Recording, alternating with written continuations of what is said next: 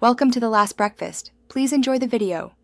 You start by confirming the exact Google account WhatsApp used for backup, because backups are account-specific. Once signed in, open the Google Drive app or Drive. Google, com and tap menu identical to. Make sure you tap Backups. The WhatsApp backup appears there rather than as a visible folder in My Drive. This first step prevents chasing the wrong account. It also shows backup metadata like size and date, so you know whether a restore is possible before continuing.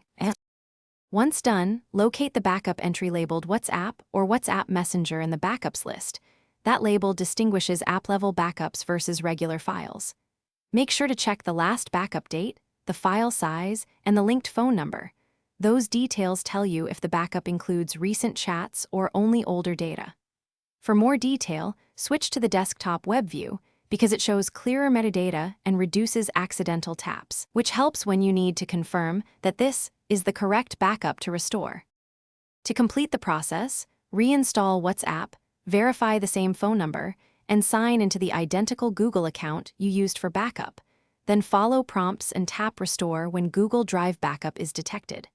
Make sure you have adequate storage and a stable connection during restore. If the backup does not appear, check that backup was enabled in WhatsApp settings, that you're using the same phone number versus a different one, and confirm drive storage and account permissions. Those are the common fixes for missing backups. Thanks for watching. If this was helpful, leave a like and consider subscribing. See you next time.